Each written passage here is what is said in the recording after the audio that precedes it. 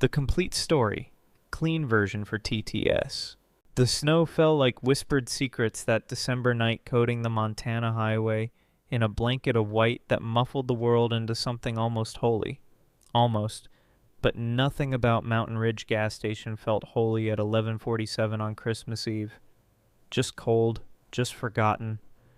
Just another pool of fluorescent light bleeding into darkness where truckers stopped to fill their tanks and their thermoses before the long haul towards somewhere that mattered more than here.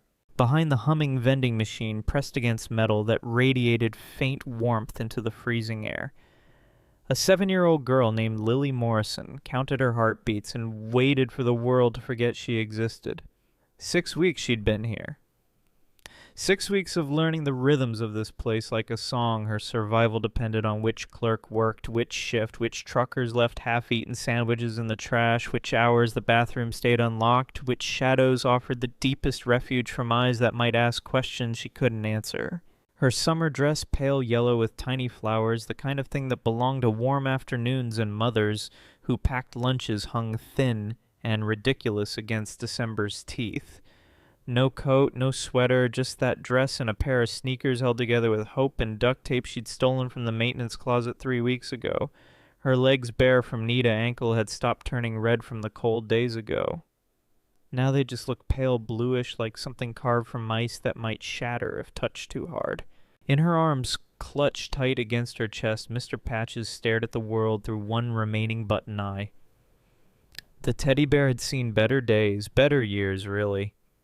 His left ear hung by threads. Stuffing leaked from a tear along his belly that Lily had tried to sew shut with dental floss and clumsy fingers. But he was hers. The last thing her mother had given her before the cancer turned her into someone small and gray and gasping in a hospice bed that smelled like industrial cleanser trying to hide something darker underneath. "Be brave, my little lily flower," her mother had whispered, voice thin as tissue paper fingers, cold even through the blankets. "Your grandfather was a biker named William. I never knew him, he died before I was born, but Grandma said he had the kindest eyes and the biggest heart. She said he'd roar up on that motorcycle like thunder, but when he held her hand, it was the gentlest thing in the world." Sarah Morrison had smiled then, the morphine making her eyes distant and dreamy. "If you ever meet someone with a white beard and a motorcycle, remember not all angels have wings, baby. Some have engines." Lily hadn't understood then. Hospice rooms don't leave much space for philosophy when you're 6 years old and watching your only parent dissolve into someone you barely recognize. But she remembered. She remembered everything her mother said in those final weeks, catalogued each word like precious stones she might need to barter with later when the world got even colder than it already was. The cancer took Sarah Morrison on February 14th, Valentine's Day. Lily had thought that was cruel in a way she couldn't articulate, that love's holiday became death's claiming day, that chocolate hearts in store windows mocked the way her mother's actual heart simply stopped beating at 3:17 in the morning while Lily slept in a chair beside her bed, holding her hand, willing warmth back into fingers that had already begun their journey toward cold. The state came next. Social workers with kind voices and tired eyes telling her it would be okay, that they'd find her a good home, that someone would want her. The Pattersons seemed nice at first. Big house, fenced yard, Mrs. Patterson baked cookies.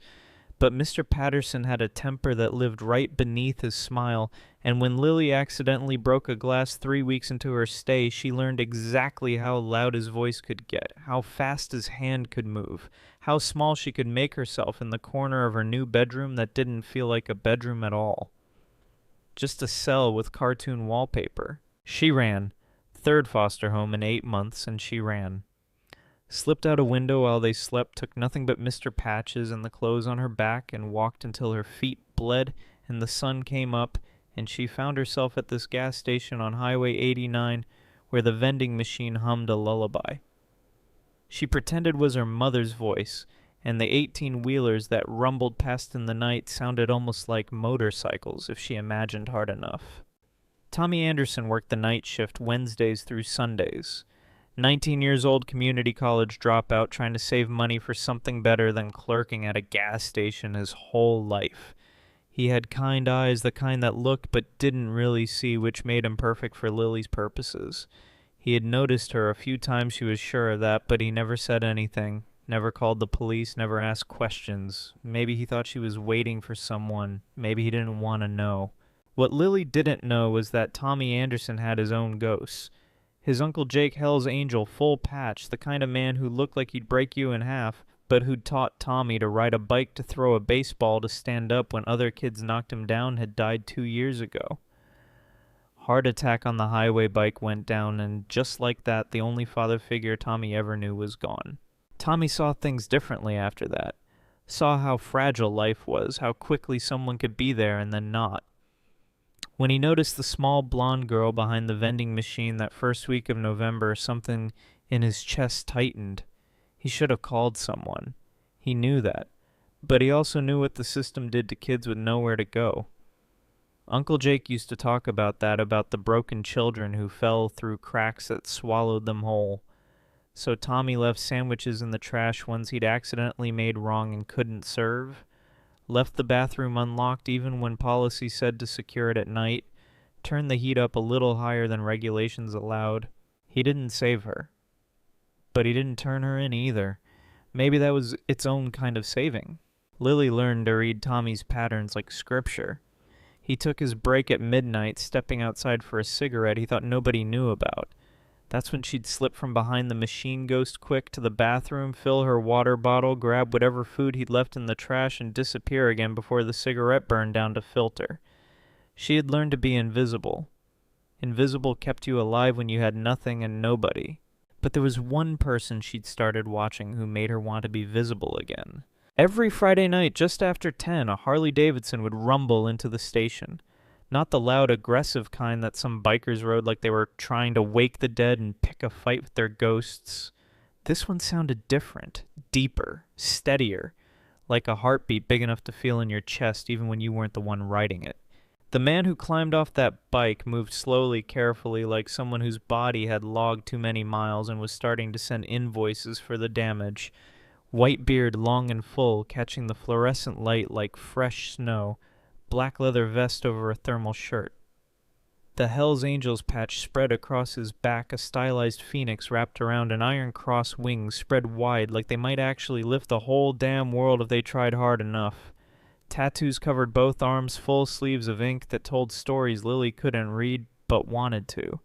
A skull sat prominent on his bicep, detailed and fierce, but somehow not frightening, just honest about what waited at the end of every road.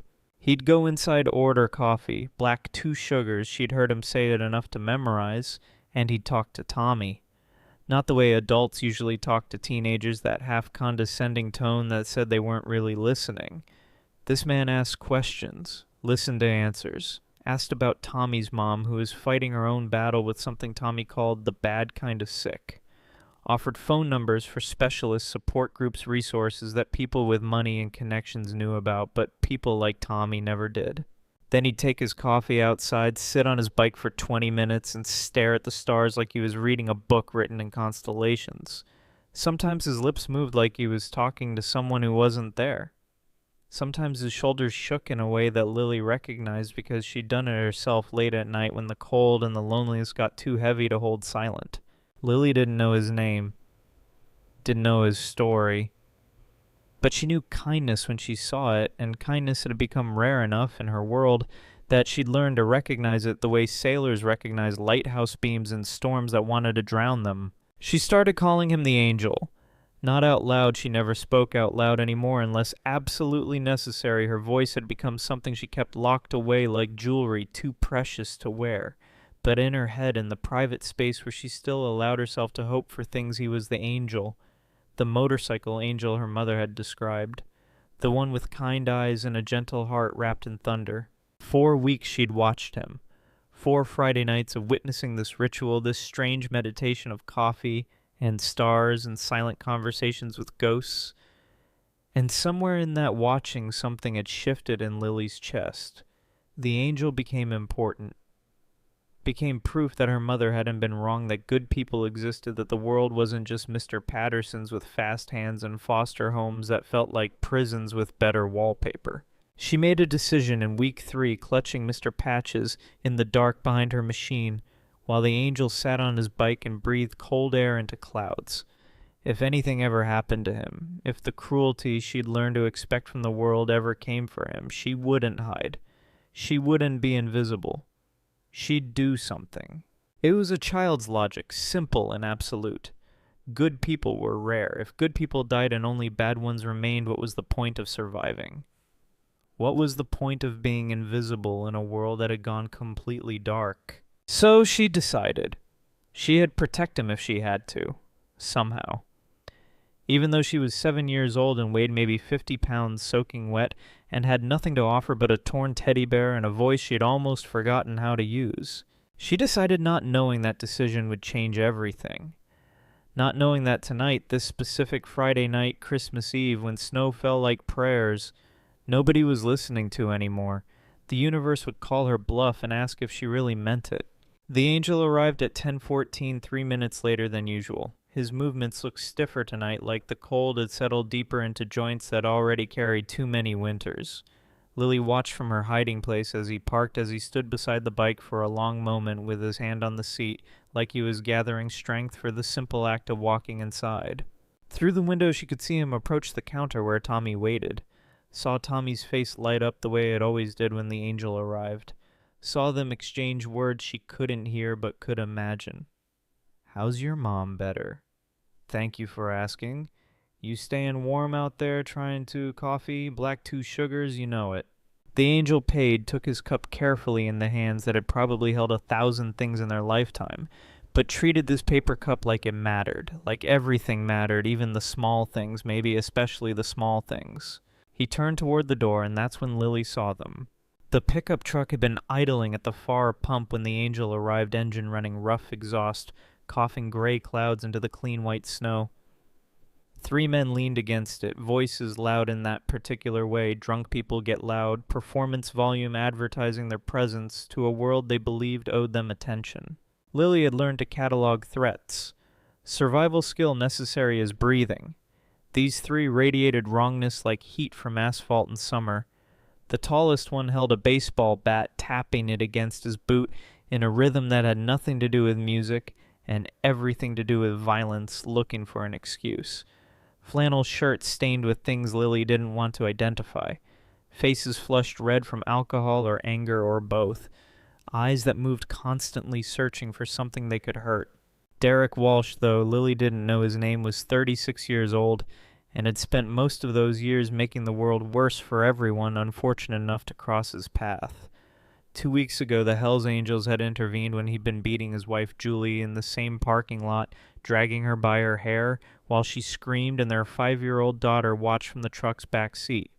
They'd stopped him, embarrassed him, made him feel small in front of his friends, in front of his daughter, in front of Julie, who'd looked at her rescuers with something like hope breaking through years of fear. Derek hadn't forgotten. Humiliation festered in men like him, turned septic, waited for opportunities to lance itself onto whoever happened to be convenient. Tonight the angel was convenient. Lily watched Derek push off from the truck, watched him take 3 deliberate steps into the path the angel would have to walk, watched the way he positioned himself, the way his friends straightened up, the way the bat stopped tapping and started rising slightly, anticipation making it hungry. The angel didn't see it coming. His head was down, protecting his coffee from the wind, his mind probably somewhere else, wherever he went. When he stared at stars and talked to people who weren't there anymore, he stepped through the glass doors into the cold and nearly walked straight into Derek's chest. "Whoa there, old-timer," Derek said, voice dripping false friendliness like poison from a cracked bottle. "Better watch where you're going." The coffee sloshed. Just a small wave, the kind that happens when you stop suddenly and physics takes over. A splash leapt from the cup's rim and landed on Derek's boot. Not much. Maybe a tablespoon. Not even hot anymore, the cold having stolen most of its heat during the angel's meditation. Just a brown stain spreading across leather that had seen worse. But it was enough. Derek looked down at his boot like the angel had set it on fire. His friends saw it too, and they started laughing, that cruel laughter that feeds on someone else's misfortune, that turns small accidents into moral failings, that gives permission for what comes next. "You think that's funny, old man?" Derek's voice changed. got quieter, colder, more dangerous. You think you can just spill coffee on me? Son. I apologize, the angel said, and his voice was gentle, genuinely sorry. The kind of apology that came from someone who believed in courtesy and manners and treating people with basic human respect. That was clumsy of me. Let me buy you new boots or clean them or whatever makes this right. Shut up. Derek stepped closer. You bikers think you own this town. Think you can embarrass me in my own parking lot, make me look weak in front of my family. The angel's expression shifted. Recognition. He knew Derek Lilly realized, knew what this was really about. That wasn't about embarrassing you, he said quietly. That was about protecting your wife from getting hurt. Your daughter from seeing things no child should see.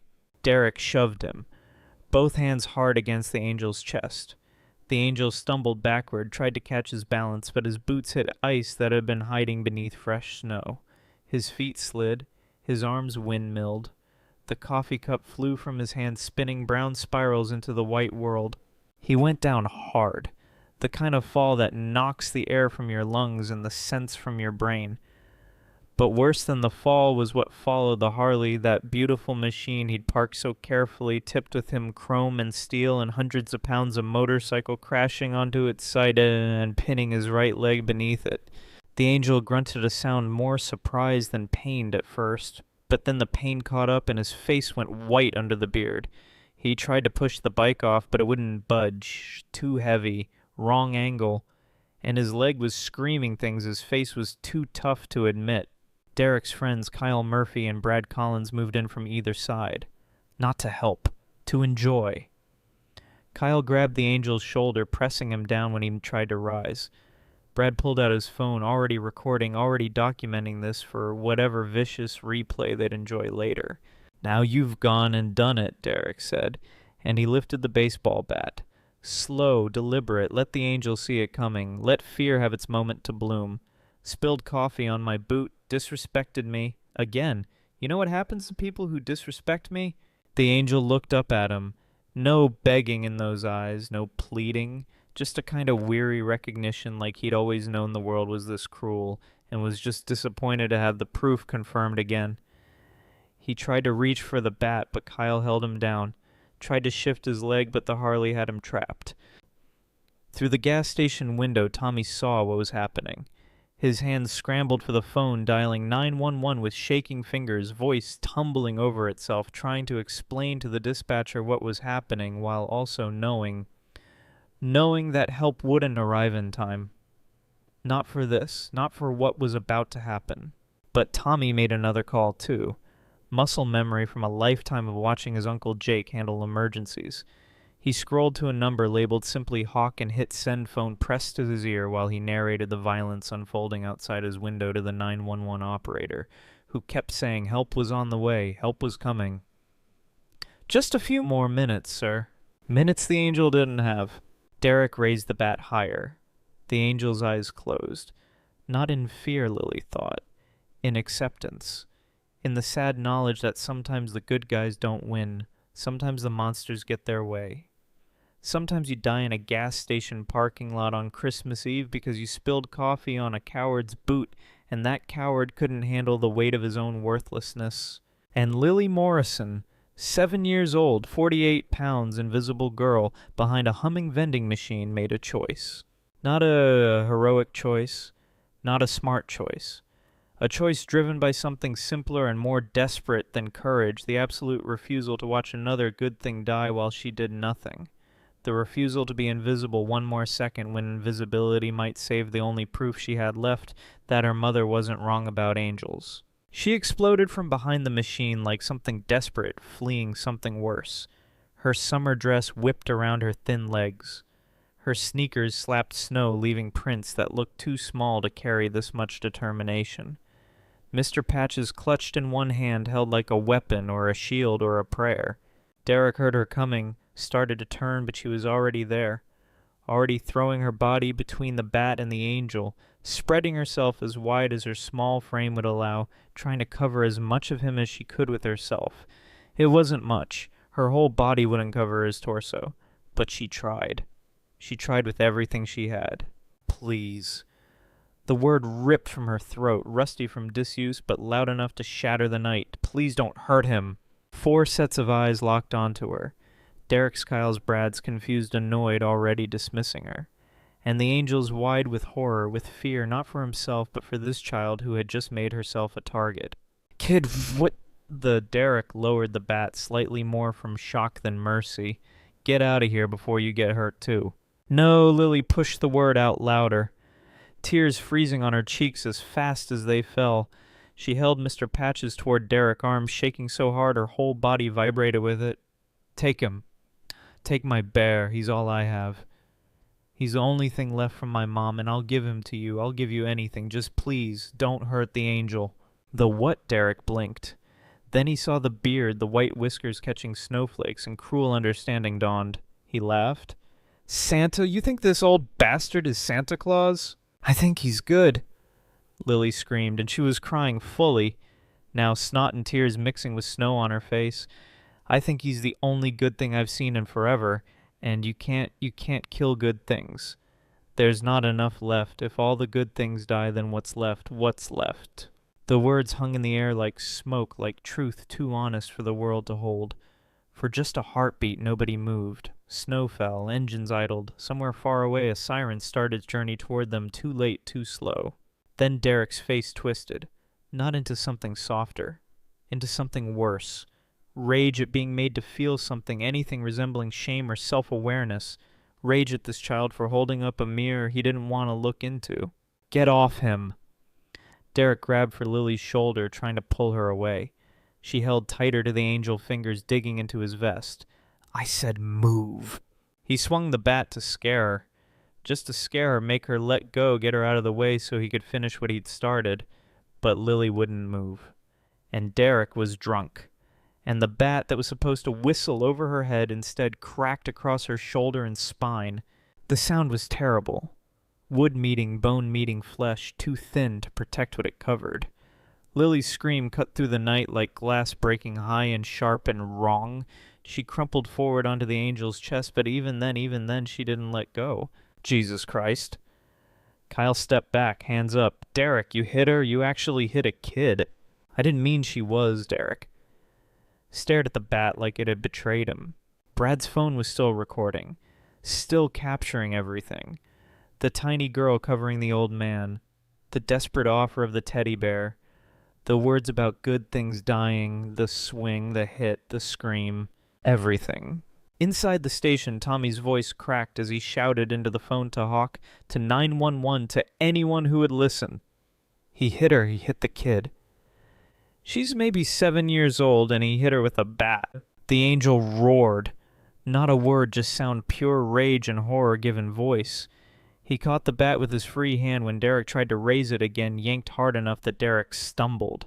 Kyle and Brad were already backing toward the truck, faces gone pale alcohol haze, burning off in the cold reality of what they'd just done, what Brad had just filmed. Derek followed, stumbling, leaving the bat behind. They piled into the truck engine, gunning tires, spinning on snow before catching traction. They fled into the night like the cowards they'd always been, leaving behind tire tracks and coffee stains and a 7-year-old girl bleeding in the snow. The angel pushed at Lily gently, frantically. Child, let me see. Let me check if you're okay. Don't leave, she whispered against his chest, blood on her lip where she'd bitten through it. Shoulder already swelling, back screaming, but she held on.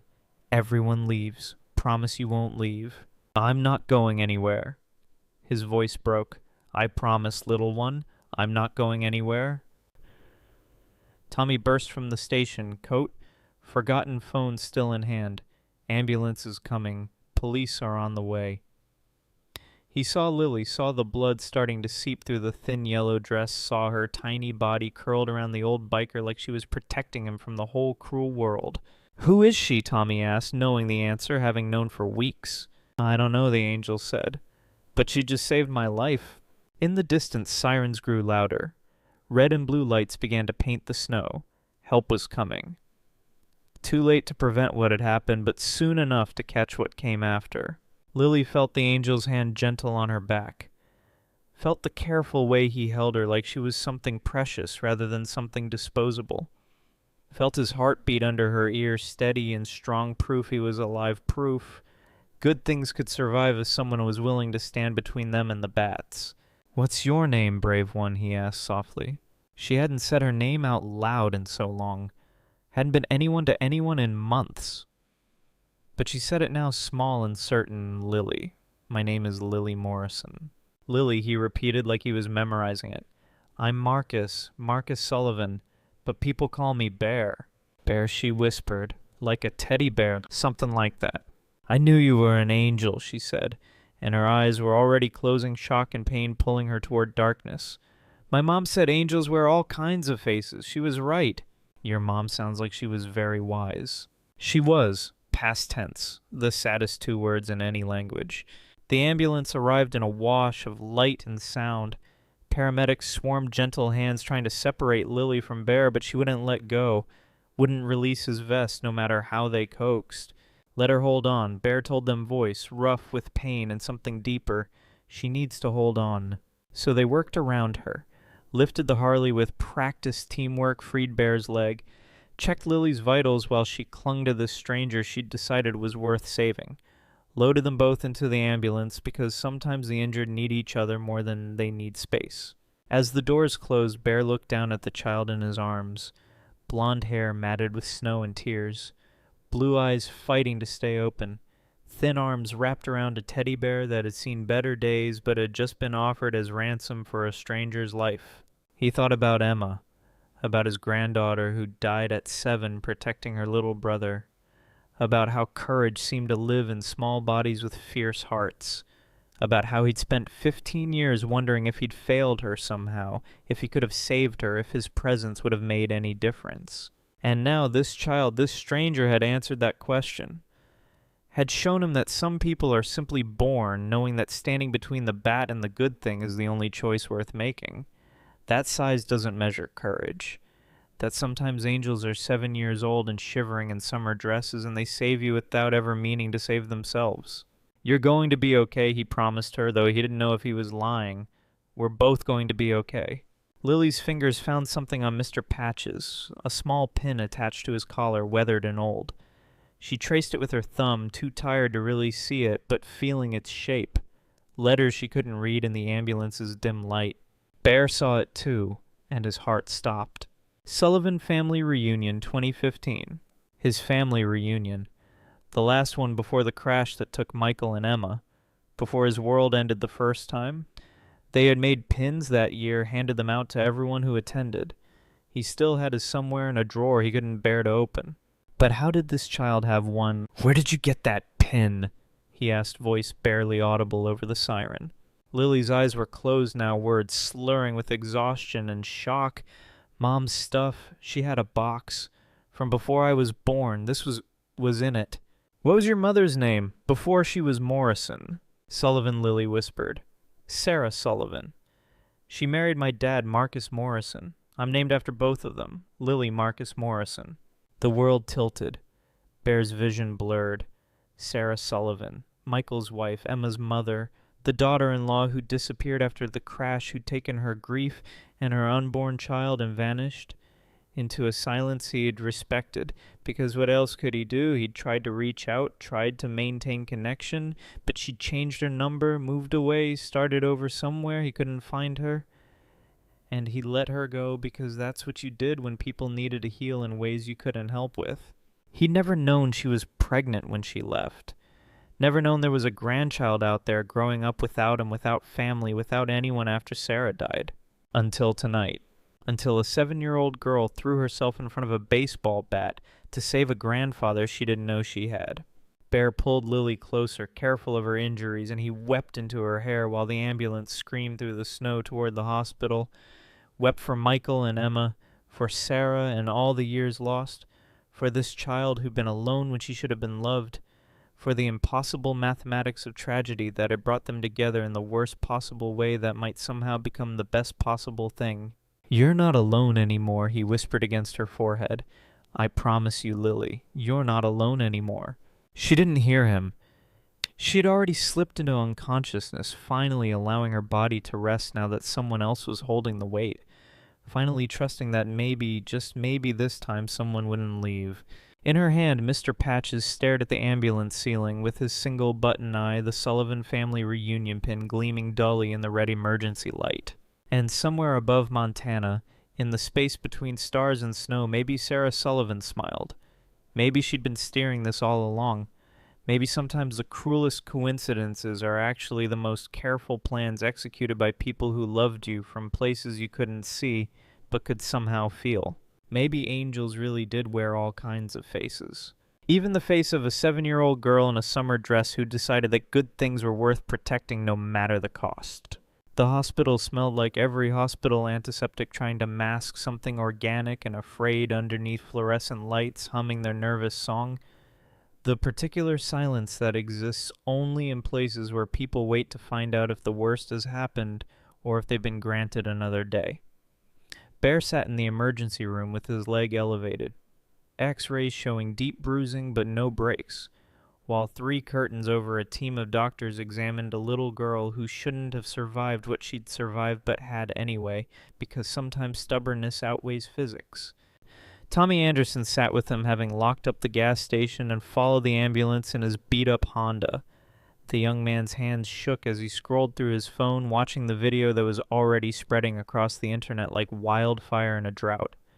Brad's footage uploaded before they'd even fled the scene, shared in some misguided attempt to justify what they'd done, or maybe just document their cruelty for posterity. But the internet had its own sense of justice.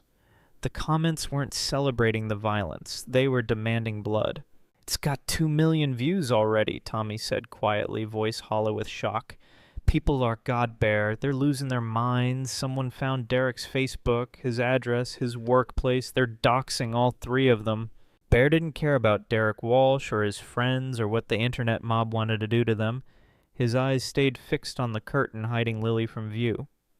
Ears straining for any sound, a cry, a whimper, anything that meant she was still fighting. "You called Hawk?" Bear asked, though he already knew the answer. "Before I even called you back." He said. Tommy swallowed hard. He said to sit tight. "That the brothers were coming." Bear nodded. The brothers were always coming. That's what the patch meant. When one of them fell, the rest came running. But this was different.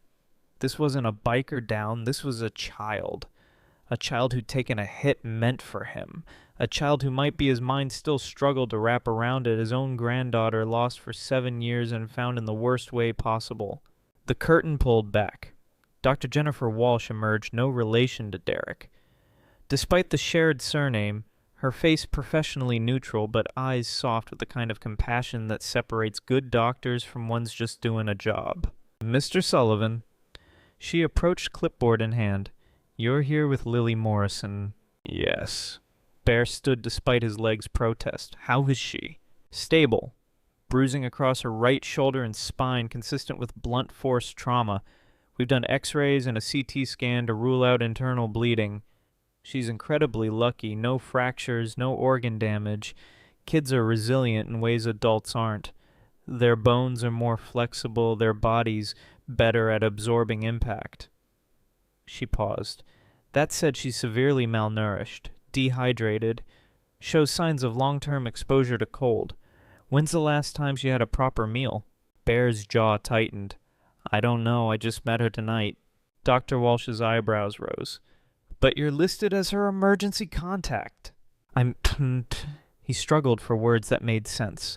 "I think I might be her grandfather. Her biological grandfather. She's been living on the streets. I didn't know she existed until tonight." The doctor processed this years of emergency room experience, keeping her expression neutral, even as her heart broke a little at yet another story of a child falling through society's cracks. Child Protective Services has been notified. They'll want to speak with her once she's awake, establish her situation. "No." The word came out harder than Bear intended. "I'm sorry, doctor, but no. That system already failed her. I'm not letting them take her back." "Mr. Sullivan, I understand you're upset, but there are procedures." "She saved my life." Bear's voice cracked. A 7-year-old child with nothing living behind a vending machine, and she threw herself in front of a baseball bat because she thought I was worth saving. "You tell me what procedure covers that." You tell me what form I fill out to make sure she never has to be that afraid or that alone again." Dr. Walsh softened. "I have a daughter. If someone had protected her the way Lily protected you, I'd burn the world down to keep that person safe." She glanced at her clipboard, then made a decision. CPS is swamped on Christmas Eve. Might take them a few hours to send someone.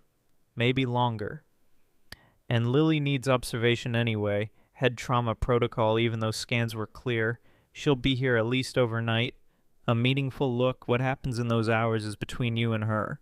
"Thank you," Bear said quietly. "Don't thank me. Just figure it out. 'Cause that little girl deserves better than what she's been getting." The doctor left. Tommy stood awkward and young. "I should head back, make sure the station's secured. But Bear?" "Whatever you need. Uncle Jake would have wanted me to help." Bear gripped his shoulder. "You already did. You called the cavalry." Speaking of which, Tommy nodded toward the emergency room entrance, where the automatic doors had just whooshed open, admitting a wave of cold air and something else, the rumble of multiple motorcycles idling in the parking lot, the smell of leather and gasoline, the particular energy that comes when bikers arrive en masse. Hawk Morrison walked in first, 6 feet of controlled intensity in a black leather vest, his phoenix and iron cross patch catching the fluorescent light. Silver streak through his dark hair, close trimmed beard framing a face that had seen too much and forgiven too little. Behind him came 3 more Raven Blackwood, the club's only full-patch woman, her ink-covered arms crossed over her chest and her eyes already scanning for threats. Miles Chains Peterson, 60-something, and built like a fire hydrant, his weathered face creased with concern, and younger prospect named Danny Clark, barely 25, but already wearing the hard look of someone who'd learned that family wasn't always blood. A nurse intercepted them. "Gentlemen, I'm going to have to ask you two." "We're here for Bear Sullivan," Hawk said, voice polite but immovable. "And the child who saved his life. We're not leaving." The nurse looked at 4 bikers who'd just announced they were staying, did the mental math on how that confrontation would go, and made the wise choice. Waiting rooms that way, keep it quiet. They found Bear standing outside Lily's curtained area, and the relief that washed across his face when he saw them was naked and raw. Hawk crossed the distance in 3 strides and pulled him into a brief, fierce hug, the kind men give when words aren't enough, but presence is everything. "Tell me," Hawk said simply. So Bear told them. All of it. The attack, the coffee derricks, rage Lily appearing from nowhere. The bat hitting her instead of him. The ambulance ride.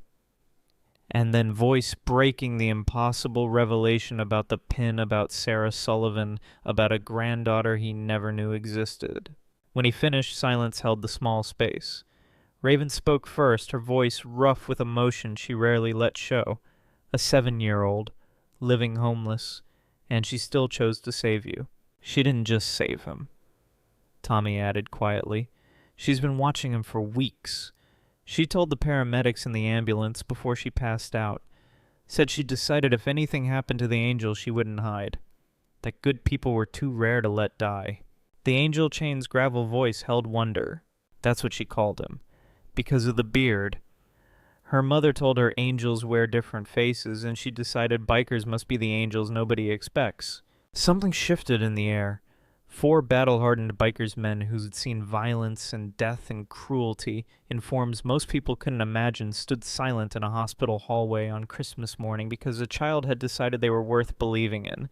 "Where are the 3 who did this?" Danny asked, and his tone suggested he had plans that didn't involve legal procedures.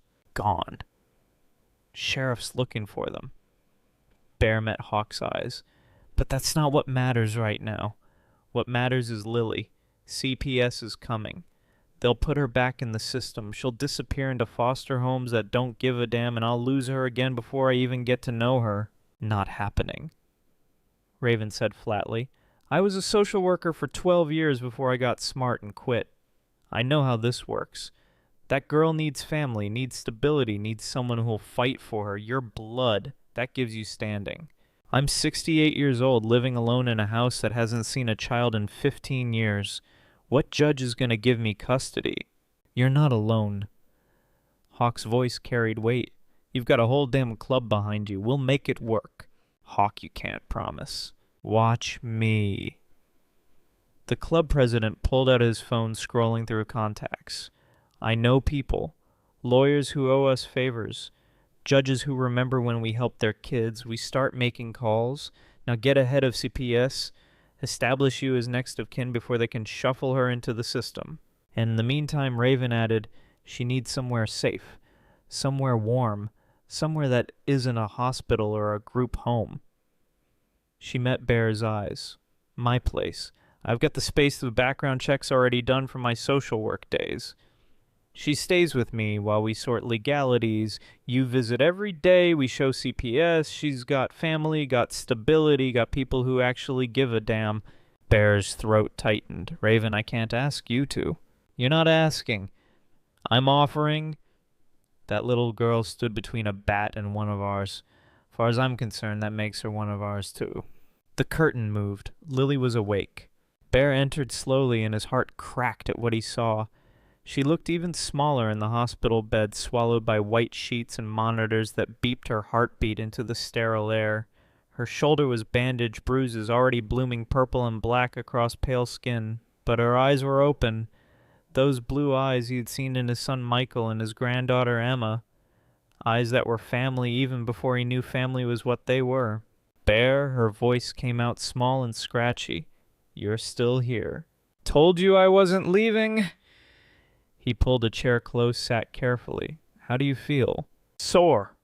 Thirsty. She looked around the room, taking in the monitors and IV line. Am I in trouble? Did I do something wrong? No, sweetheart. You didn't do anything wrong. You did something incredibly brave, maybe the bravest thing I've ever seen. Are you okay? Your leg? Bruised. Nothing broken. Thanks to you. He reached out slowly, giving her time to pull away. When she didn't, he took her small hand in his large one. Lily, we need to talk about some things. About your mother, about your family. She tensed. Are you going to send me away to a new foster home? Never. I'm going to tell you something that might sound strange, but I need you to listen. Can you do that? She nodded, wary but willing. Your mother's name was Sarah Sullivan before she married your father, right? Yes. She said Sullivan was her maiden name. She didn't like to talk about her family much. Said it hurt too much because they were gone. Bear pulled out his phone, hands shaking slightly as he scrolled to an old photo. Is this your mother? The picture showed a young woman at a barbecue, maybe 25 years old, laughing as a man Bear's age threw a frisbee in the background. Sarah's blonde hair caught the sunlight, blue eyes bright with joy that hadn't yet been touched by the tragedies coming. Lily gasped. That's Mommy, when she was young. How do you have a picture of my mommy?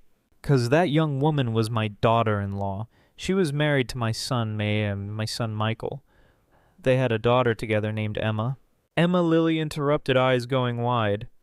Mommy talked about Emma sometimes when she was really sad. She said Emma was an angel baby who went to heaven too soon and that I would have loved her. Bear had to stop breathe through the grief that wanted to swallow him. Emma was 7 when she died, in a car accident that also killed my son Michael. Your mother was pregnant with you when it happened. She survived, but he gestured helplessly. She left. She was grieving, and I understood, so I didn't push. I didn't know about you, Lily. I didn't know I had another grandchild out there. Lily processed this slowly, her young mind working through genealogies and connections. So you're my grandpa. My real grandpa. If you'll have me, yes, I'm your real grandpa. But you didn't know about me. No, and I'm so sorry. If I had known, if I'd had any idea you existed, I would have found you. I would have made sure you never had to live behind a vending machine or run from foster homes. Your family, Lily. You've always been family. Tears slipped down her cheeks. I don't have any family. Mommy died and Daddy left when I was a baby, and there's nobody. There's me. Bear squeezed her hand gently. There's me.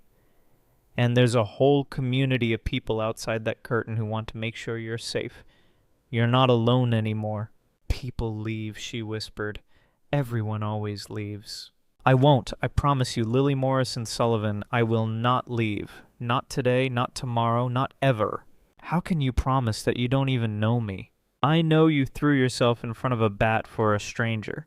I know you offered the only thing you had in the world to save someone you thought deserved saving. I know your mother raised you to believe in angels and kindness, even though the world gave you every reason to stop believing. That's enough. That's more than enough. Lily cried, then deep, wrenching sobs that shook her whole body. Tears for her mother and for being alone and for 7 years of terror and grief she'd been holding inside like secrets too heavy to share. Bear held her as carefully as he could, mindful of her injuries, and he cried too. Because that's what you do when you find someone you thought you'd lost forever and they're broken, but still somehow whole enough to cry. When the storm passed, Lily pulled back slightly. What happens now? Do I have to go back? No. Foster homes. I've got friends working on it, good people, lawyers, folks who know how to navigate the system. In the meantime, there's a woman named Raven. She used to help kids like you for a living before she decided the system was broken and she could do more outside it. She's got a safe place warm with a dog who loves everybody and a bedroom that needs someone to fill it. Would you be willing to stay there while we sort out the paperwork? Will you be there? Every single day. I'll visit so often you'll get sick of me. A tiny smile cracked through the tears. I don't think I could get sick of you. You say that now. Wait until you hear my opinions on modern music. The smile grew a fraction, then faded. What about the men, the ones who hurt us? Sheriff's looking for them. They'll answer for what they did. Will they come back? Will they hurt you again? Bear thought about the phone that was probably ringing right now in Hawk's hand, about the network of bikers already mobilizing across county lines, about 500 sets of eyes that would make sure Derek Walsh and his friends couldn't hide anywhere in Montana without being seen. No, sweetheart, they won't come back, I promise you that. Raven entered, then moving quietly, deferring to the moment until Bear waved her closer. Lily, this is Raven. She's family too. Different kind, but just as real. Raven sat on the bed's edge, and her weathered face softened in ways Bear had rarely seen. Hey there, brave girl. Heard you had quite a night. Lily studied her, the tattoos, the leather vest, the skull inked on her bicep, the hard exterior that didn't quite hide the gentle soul beneath. Are you an angel, too? Raven laughed, surprised and delighted. Honey, I'm probably the furthest thing from an angel you'll ever meet. I made mistakes, bad choices, got scars inside and out, but I'm good at keeping people safe, especially kids who deserve better than what they've been getting. Bear says I might stay with you. Only if you want to. It's your choice. Always your choice. I've got a house about 20 minutes from here. Nothing fancy, but is warm. Got a dog named Tank who's too dumb to be scary and too sweet to be useful as a guard dog. Got a bedroom with a window that looks out on the mountains.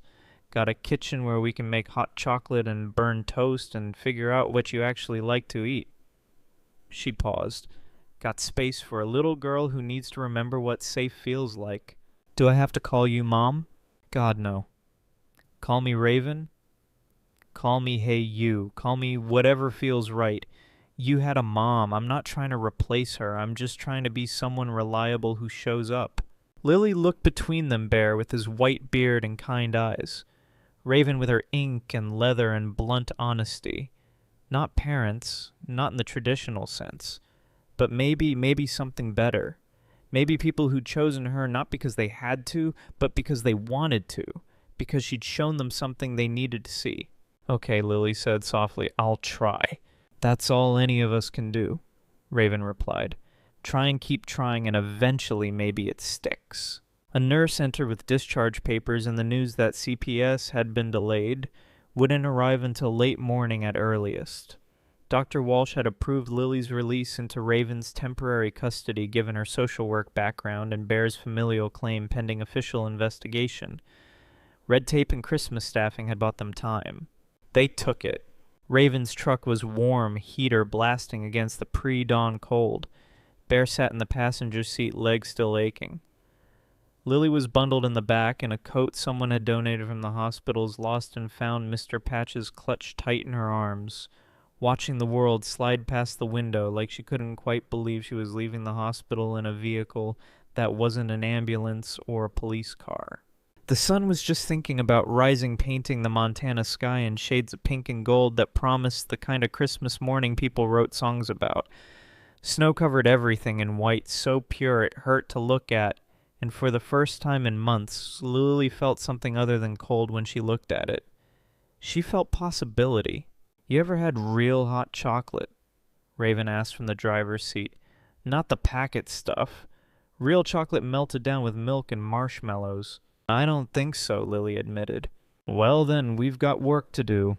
They drove through a town still mostly sleeping, past houses with Christmas lights twinkling in windows, past a church where early service was about to start, and following them in a stagger formation that looked casual but was absolutely deliberate, 20 motorcycles rolled through the morning. Word had spread. The local chapter had gathered. Not to intimidate and not to threaten. Just to escort. To make sure this little girl who'd saved one of their own made it safely to her new temporary home. Protection without being asked. Presence without expectation. Family showing up because that's what family does. Raven's house sat on 3 acres outside town limits, a Rambler-style home that had seen better days but wore its age comfortable like jeans, broken in exactly right. Christmas lights hung slightly crooked along the eaves. A motorcycle sat covered under a tarp in the driveway. Smoke curled from the chimney, lazy and welcoming. "It's not much," Raven said as she parked, "but it's yours as long as you need it." Before Lily could respond, the front door burst open, and a brown blur of enthusiasm exploded into the yard. Tank the dog, some kind of lab mastiff mix with more heart than brain cells, bounded through the snow straight to the truck tail, whipping so hard his whole back end wagged. Lily's face lit up for the first time since the attack. "Is that Tank?" "That's him." Fair warning, he's got no concept of personal space and thinks everyone needs to be licked immediately. They let Lily out carefully, mindful of her injuries. Tank approached like she was the best thing he'd ever seen, pushed his massive head under her hand, and groaned in ecstasy when she scratched his ears. "I think he likes me," Lily said, wonder in her voice. "That dog likes everybody, but yeah. You're special, though. He knows." Raven led them inside Tank, glued to Lily's side like he'd been assigned guard duty, and took it seriously. The house smelled like pine and coffee, and something baking that Raven admitted she'd thrown in the oven before leaving. Cinnamon rolls. Figured we'd need comfort food. They're probably burned, but we'll manage. The living room was lived-in worn couch, brick fireplace, crackling with real wood. Christmas tree leaning slightly in the corner with ornaments that looked handmade and precious. Photos on the mantel showed Raven with various bikers at rallies and charity events, life lived in leather and loyalty. "Bathroom's down the hall if you need it," Raven said. "Bedroom's the second door on the left. Why don't you take a look while I save those cinnamon rolls from becoming charcoal?" Lily walked slowly down the hallway, Bear following at a respectful distance, Tank padding along like a furry shadow. The bedroom door was open. Inside was simple but intentional full-size bed with a patchwork quilt, small dresser window with curtains that had stars embroidered on them, a lamp shaped like a motorcycle. On the bed sat 3 stuffed animals that looked well loved, and on the wall hung a photo of Raven with a young girl, maybe 12, both grinning with gap-toothed smiles. "That was my niece," Hannah, Raven said from the doorway. "Used to stay with me every summer until she grew up and moved to Seattle for college. Been a few years since this room had anyone in it. Felt like it was waiting." Lily touched the quilt. "Waiting for me." "Maybe. Or maybe just waiting for someone who needed it." "Can I really stay here?" "Long as you want. We'll figure out permanent later. For now, this is home." Lily sat on the bed, slowly testing its softness, and her whole body sagged with relief at finding something that didn't hurt, that welcomed instead of punished. Tank immediately jumped up beside her, despite Raven's half-hearted protest, laid his massive head in Lily's lap, and sighed like his life's purpose was complete. Bear leaned against the doorframe, watching this child who was his blood, and also a stranger watching her begin to unfold in safety. His phone buzzed. Text from Hawk, 20 brothers circling neighborhood. "Nobody comes near that house without us knowing. Get some rest, old man, we got this." Bear typed back, "Thank you, brother. Always." In the kitchen, Raven pulled slightly burned but salvageable cinnamon rolls from the oven and started the promised hot chocolate. Bear emerged from the bedroom, leaving Lily and Tank to bond in peace. She okay? Raven asked. She's processing. This has to feel surreal. 12 hours ago, she was hiding behind a vending machine. Now she's got a grandfather, a house, a dog, and a community of bikers who'd burn the world down for her. Think she can handle it. Bear thought about the way Lily had launched herself at danger with nothing but a teddy bear and determination. She's stronger than all of us combined. She'll handle it. They stood in comfortable silence, two people who'd seen enough darkness to recognize light when it showed up unexpectedly. Outside, motorcycles rumbled past at irregular intervals. Inside, a little girl was falling asleep in a real bed with a real dog in real safety for the first time in memory. "What about Derek and his friends?" Raven asked quietly. "Sheriff won't find them on his own. They've gone to ground." "They'll surface. Men like that can't help themselves. They'll get drunk, get cocky, post on social media. Someone will see them. And when they do, Bear's voice hardened, will be waiting. Hawk planning something. Hawk's planning presence. Legal presence. We're not vigilantes, Raven. We're witnesses. Loud, unavoidable witnesses who make it very clear that nobody touches that little girl again without consequences." Raven smiled grimly. "I do love consequences." Christmas Day passed in strange suspension. Lily slept until noon, body finally allowed to rest without fear. She woke to hot chocolate and slightly burned cinnamon rolls and Bear, sitting in the living room like he'd promised present constant real. They watched old Christmas movies without really watching them, played with Tank, existed quietly in the space safety creates when it's finally allowed in. Evening brought a tentative knock.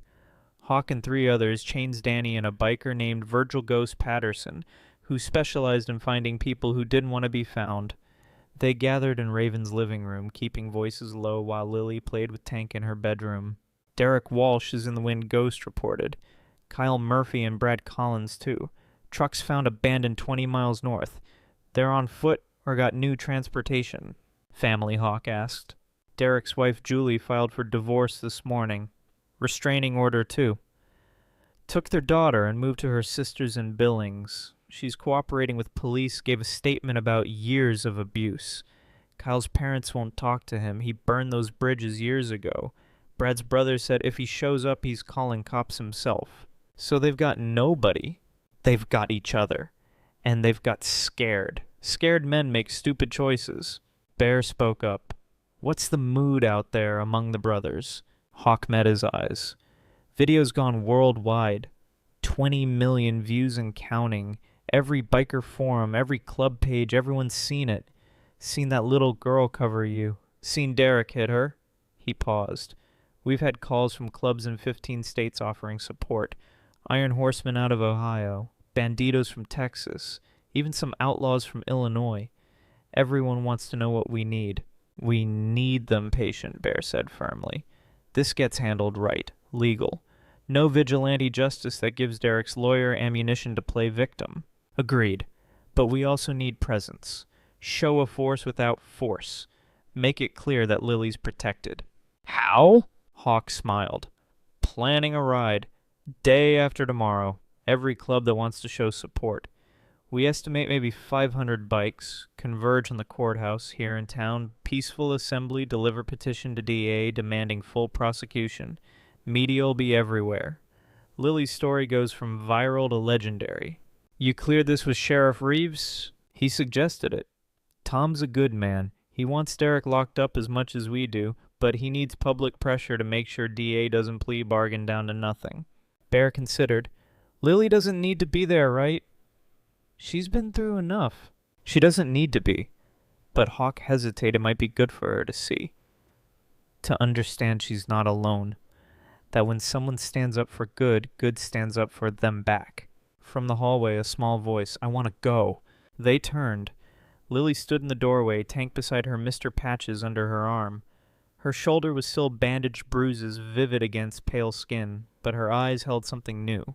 Determination. Lily Bear started.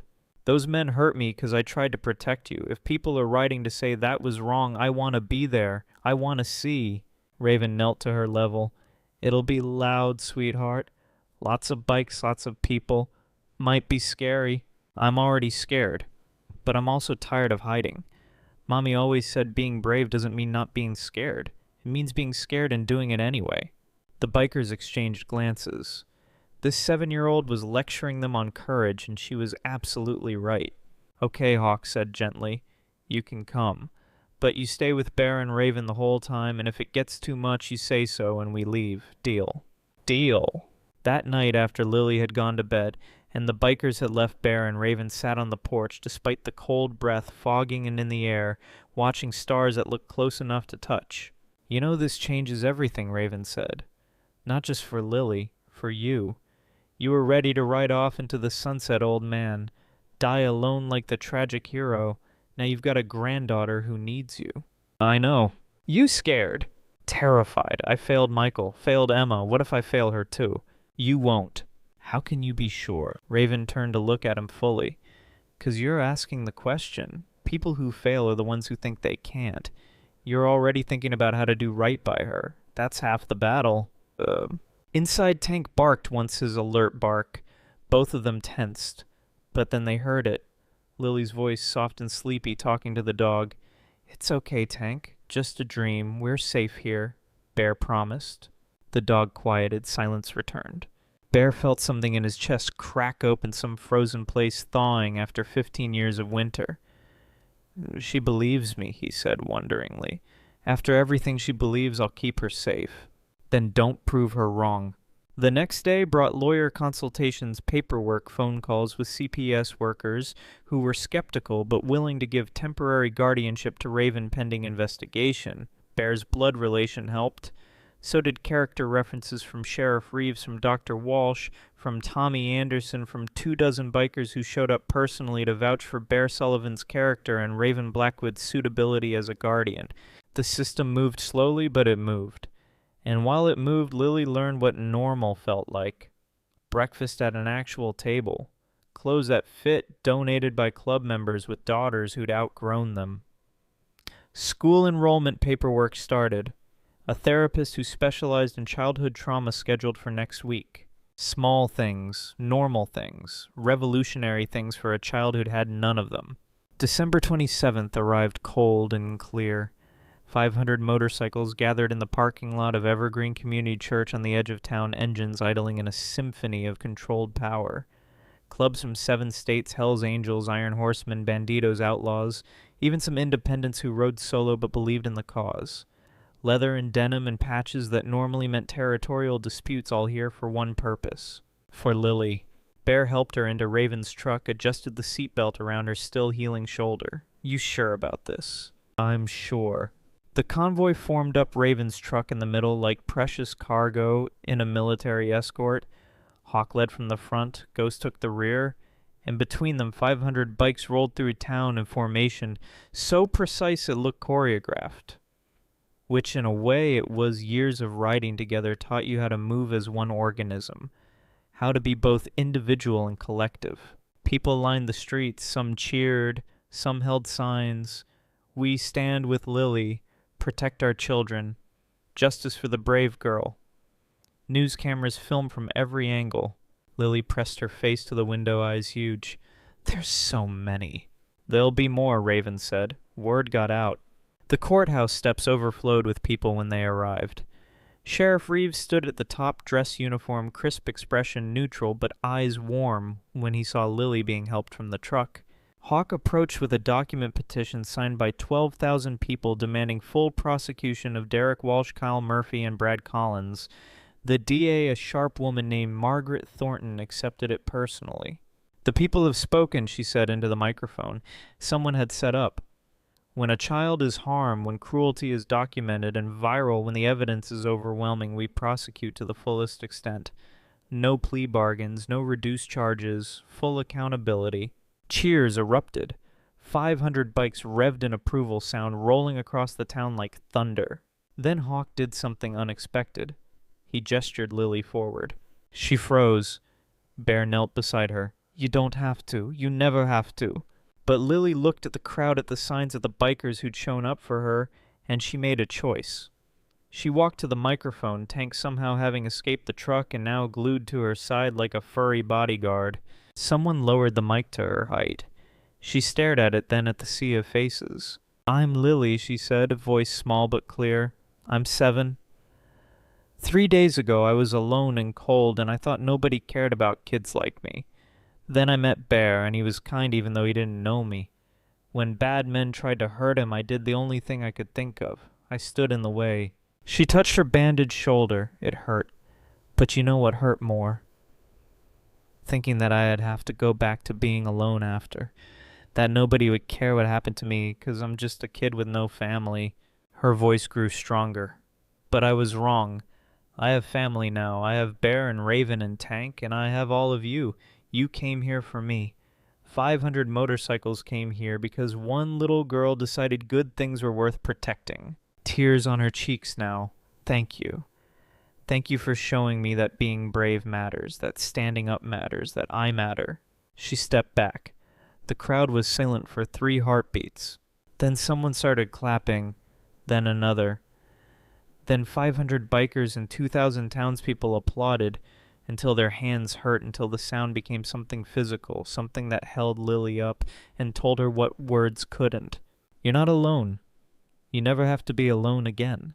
Bear lifted her into his arms, mindful of injuries, and she buried her face in his shoulder and cried the kind of tears that heal instead of hurt. That evening, as they drove home with Tank sprawled across the back seat and Lily drowsing against Bear's shoulder, Raven's phone buzzed. Text from Ghost. Found them. Derek's at his cousin's cabin near Flathead. Sheriff's been notified. Arrest happens tomorrow morning. She showed Bear. He nodded, once grim satisfaction in his eyes. Justice was coming, slowly, legally, properly. But it was coming, and Lily, curled safe between her grandfather and her guardian, slept without nightmares for the first time in months, dreaming of motorcycles that sounded like thunder and angels who wore leather instead of wings. The arrest happened at dawn 3 days after Christmas. Derek Walsh, Kyle Murphy, and Brad Collins were taken into custody without incident at a cabin 40 miles north of town, hungover and stupid enough to have posted photos on a private Instagram account that wasn't private enough. Ghost had found them within 24 hours. Sheriff Reeves and FBI agents, because the video had crossed state lines and triggered federal interest, executed the warrants with precision that left no room for legal maneuvering later. Lily was eating breakfast when Bear's phone rang with the news. She watched his face change, watched tension she didn't know he'd been carrying drain away like water finally allowed to flow downhill. They got him, he said simply. Raven paused mid-pour of orange juice. All three, in custody, arraignment scheduled for tomorrow. Lily set down her spoon carefully. Does that mean they can't hurt anybody anymore? That's exactly what it means, sweetheart. She nodded, processing, then returned to her cereal like this was just another piece of information to catalog rather than the ending of a nightmare. But her shoulders sat different after that. Lower, looser. The constant vigilance that had kept her alive on the streets finally allowed to rest. That afternoon brought an unexpected visitor. Sheriff Tom Reeves arrived in his personal truck rather than his cruiser off duty, but still carrying that particular gravity law enforcement never quite sheds. Tank barked once, then recognized him from the courthouse rally and transformed into a wagging mess of enthusiasm. Mr. Sullivan. Miss Blackwood. He nodded to each, then focused on Lily, who'd appeared in the doorway with Mr. Patches under her arm, wary of uniforms even when they came bearing kind intentions. And you must be Lily.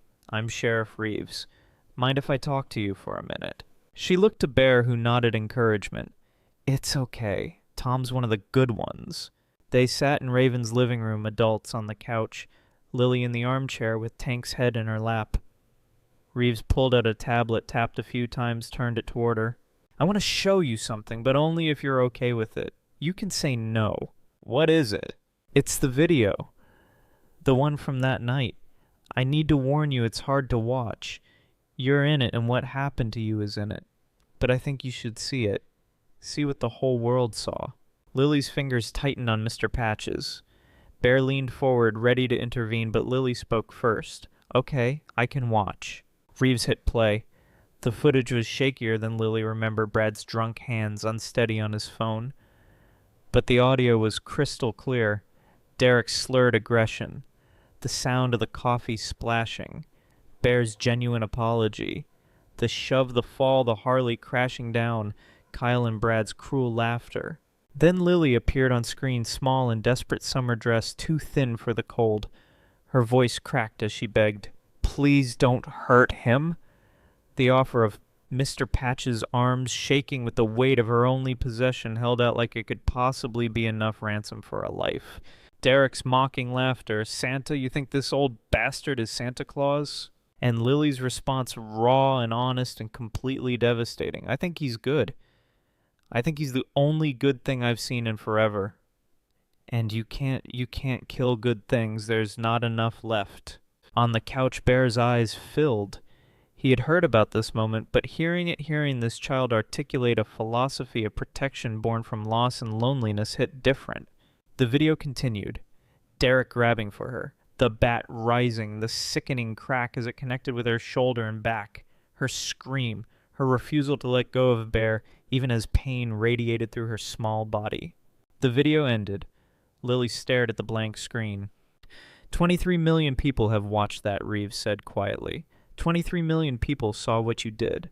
Saw you choose someone else's safety over your own. Saw you offer everything you had to save a stranger. I didn't do it for people to watch, Lily said, voice small. I did it because he was kind. Because kind people shouldn't die for being kind. I know, but those 23 million people, they're part of why Derek and his friends are in custody right now. They're part of why Dia Thornton is prosecuting with everything she's got. They're part of why the FBI got involved. Your courage didn't just save Bear that night. It woke up a whole lot of people who'd been asleep to cruelty happening right in front of them. Lily looked at Bear. Did I really save you? You really did, little Lily Flower? Then it was worth it, even if it hurt. Reeves cleared his throat, visibly moved. There's something else. Derek's wife, Julie, she wants to meet you. If you're willing, she has something she wants to say. Wariness crept back into Lily's expression. Why? Because you saved her too, in a different way. The meeting was arranged for the following day at Raven's house, neutral territory, where Lily felt safest. Julie Walsh arrived with her daughter, Emma, 5 years old, blonde hair and pigtails, eyes that had seen too much for someone so young. No relation to Bear's lost Emma, just another instance of the universe's strange naming coincidences. Lily watched from the hallway as Raven let them in. Julie looked tired, wore long sleeves despite the heated house, probably hiding bruises that hadn't fully faded. But her eyes were clear, determined, free of something that had been weighing them down. "Thank you for seeing me," Julie said when Lily finally emerged from the hallway, tank at her side. "I know this might be strange, but I needed you to know what your bravery meant." They sat Julie and little Emma on the couch, Lily in her chair with Tank Bear and Raven hovering protectively nearby. 2 weeks before Christmas, Julie began voice steady despite the tremor underneath. Derek beat me in that gas station parking lot. Worse than usual, in front of our daughter. Your friends, she nodded to Bear. They stopped him. Made him leave. I thought that would be the end of it. That he'd be ashamed, maybe change. She laughed bitterly. But men like Derek don't change from shame. They get angrier. He came home that night and told me that those bikers had embarrassed him. Made him look weak. Said he'd get even. I didn't know if he meant it. Derek said a lot of things when he was drunk. But then Christmas Eve happened. Then I saw that video, saw him hit you, a child, because you stood between him and his revenge. And I realized that could have been Emma. He was capable of hurting a 7-year-old stranger. What would stop him from hurting his own daughter? Tears now, but Julie's voice didn't break. I called my sister that night, packed a bag while Derek was hiding from the police, filed for divorce the next morning, restraining order same day. I'm staying with family now, starting over, and Emma... She pulled her daughter close. Emma is safe, because you show me what courage looks like. Little Emma spoke up, voice high and sweet. Daddy hurt you? Lily nodded. I'm sorry. He hurt Mommy too sometimes, but he can't anymore because Mommy said we're going somewhere he can't find us. She held out something, a small stuffed bunny, well-loved and missing one ear. This is Mr. Hoppy. He helped me feel brave when I was scared. I want you to have him. So you have 2 friends now. Lily accepted the bunny with reverent care, adding it to Mr. Patch's in her lap. Thank you. I'll take good care of him. I know you will. You're brave. Braver than anybody. After they left, Lily sat quiet for a long time, two stuffed animals in her arms, processing the weight of consequences that rippled out from one choice made in snow and fear.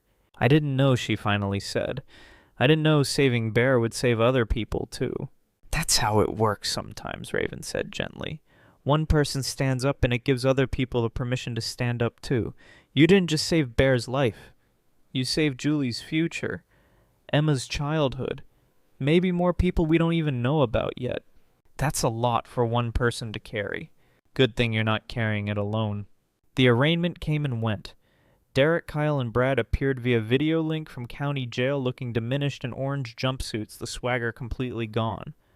They pled not guilty on advice of public defenders who knew they had no case but had to go through motions anyway.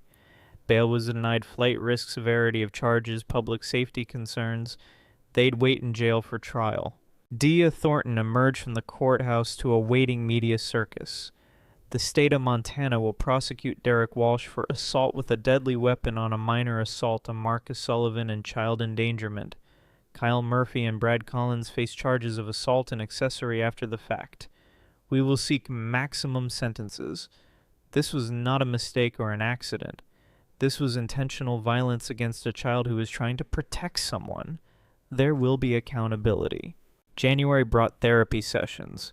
Dr. Lisa Brennan specialized in childhood trauma. Her office warm and filled with art supplies and comfortable places to sit that weren't clinical. She didn't push, didn't demand Lily talk about things before she was ready, just created space and waited. Third session, Lily finally spoke about her mother, about watching Sarah waste away, about the hospice bed and the morphine and the way her mother's hand got colder every day until finally it was just cold, about foster homes that felt like punishment for something she hadn't done wrong, about learning to be invisible because visible meant vulnerable. Do you still feel invisible? Dr. Brennan asked. Lily considered, no, but sometimes I wish I could be. When things get too loud or too much, being seen all the time is exhausting. What would help with that? I don't know, permission to disappear sometimes, without it meaning I'm in trouble or running away. Dr. Brennan looked at Raven and Bear, who sat in for this session. How can you create that space for her? They figured it out. A code word hummingbird that meant Lily needed to be small and quiet for a while. When she said it, she could retreat to her room with Tank and her stuffed animals, and nobody would push. Not punishment, just respite. Room to breathe in a world that had suddenly gotten very big and very loud. School started mid-January. 3rd grade at Mountain Ridge Elementary. Lily was behind 6 weeks of living on the streets, plus sporadic attendance before that meant gaps in her learning. But her teacher, Mrs. Patricia Stone, was patient, and a tutor was arranged through the club's charity fund. Math came easier than reading. Science fascinated her. Social studies made her anxious because it involved talking to classmates who'd all seen the video and treated her like something fragile or famous rather than just Lily. She made one friend, though. Sophie Hayes, 8 years old, daughter of the music teacher. Sophie had watched the video too, but approached Lily differently. That was really scary what happened to you, Sophie said at recess one day, direct and honest. Are you okay now? Mostly. Good. Want to play tetherball? Just like that. No pedestals, no pity, just an invitation to be normal. Lily and Sophie became inseparable. Play dates at each other's houses. Sleepovers where they stayed up too late telling stories and eating popcorn. Sophie's parents, Karen and David Hayes, were cautious at first, knowing Lily's history, but they saw quickly that their daughter had found something real. They welcomed her. For Lily, Sophie's house represented something she'd never had normal family dynamics. Parents who disagreed but didn't fight. A home where laughter was common and fear was rare. She studied them like an anthropologist, learning what healthy looked like so she'd recognize it if she ever got to build her own family someday. February brought the revelation Bear had been both hoping for and dreading. Official DNA test results ordered by CPS as part of their investigation came back definitive. Lily Morrison was biologically Marcus Sullivan's granddaughter.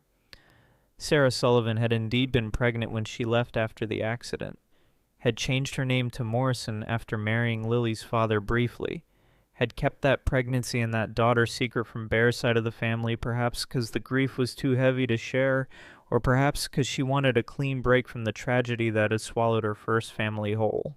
The social worker who delivered the results, Carmen Mitchell, a weary woman in her 50s who'd seen too many cases and not enough good outcomes, sat across from Bear and Raven with paperwork that would change everything.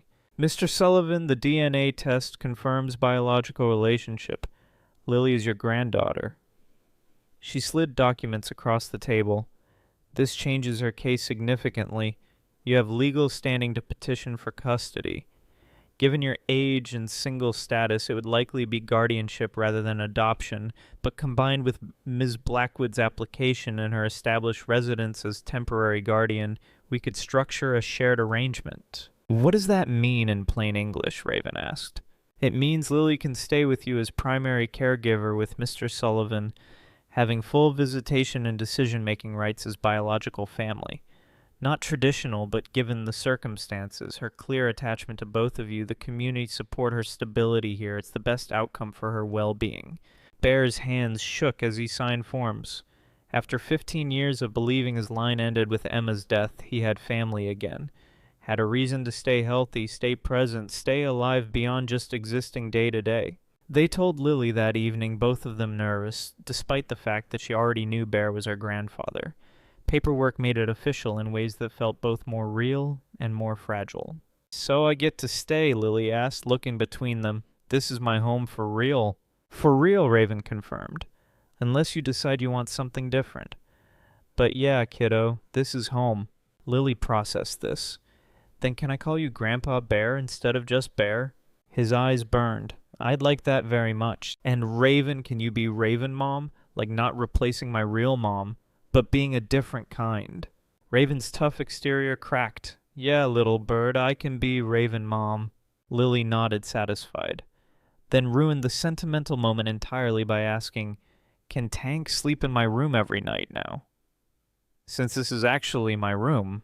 Tank already sleeps in your room every night, Raven pointed out. Yeah, but now it's official. They laughed, tension breaking, and Tank, who understood his name and the word sleep, immediately went to Lily's bedroom and sprawled across her bed like he'd been given executive orders. March brought spring thaw in the trial. Dia Thornton had built a case so airtight it barely qualified as a trial. Video evidence, medical reports, testimony from Tommy Anderson, from witnesses at the gas station from Dr. Walsh, character witnesses for Derek's history of violence. Julie's divorce filing and protective order entered as pattern evidence. Lily didn't have to testify in person. Video deposition taken with Dr. Brennan present, just Lily answering questions in a comfortable room rather than a courtroom. The jury watched her explain in her small, clear voice why she'd stepped between the bat and bear. Because good people are rare, Video, Lily said. And if all the good people die, what's left? The jury deliberated for 90 minutes. Guilty on all counts. Derek Walsh, 8 years for assault with a deadly weapon on a minor plus 3 years for assault on Bear sentenced to run consecutively. Kyle Murphy, 6 years as accessory and for his role in the assault. Brad Collins, 5 years for recording and sharing the video without intervening for fleeing the scene for obstruction. Not life sentences, but enough. Enough to keep them away from Lily through her entire childhood. Enough to send a message that hurting children had consequences. Lily watched the verdict on tape with Grandpa Bear, Raven, Mom, and Tank. When the judge read guilty, she felt something unknot in her chest that she hadn't known was still tied. "It's over," she asked. "This part is Bear confirmed. They'll appeal, but they won't win. It's over." She leaned against him, his arm coming around her shoulders, carefully mindful of scars that had healed physically but remained tender in memory. "Thank you for not leaving, for staying even when it was hard. Thank you for saving my life, for reminding me it was worth living." April brought Lily's 8th birthday. The first birthday since her mother died that didn't feel like mourning. Raven threw a party modest, just Sophie and a few other kids from school, Grandpa Bear and Hawk, and a handful of bikers who'd become uncles and everything but blood. The cake was chocolate with vanilla frosting. The presents were the thoughtful art supplies books, a new jacket that actually fit. But the best gift came from Bear. "This was your grandmother's?" he said, presenting a small wooden box. Inside was a locket on a silver chain. Emma wore it. Your mother, Sarah, wore it. Now it's yours. Lily opened the locket. Inside were 2 photos, one of Sarah as a young woman smiling and alive and healthy, the other of Emma at 7, gap-toothed grin and eyes full of mischief. So I can remember where I came from, Lily whispered.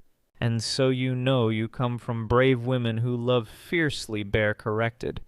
That's in your blood, Lily. Courage and love. You proved it that night in the snow.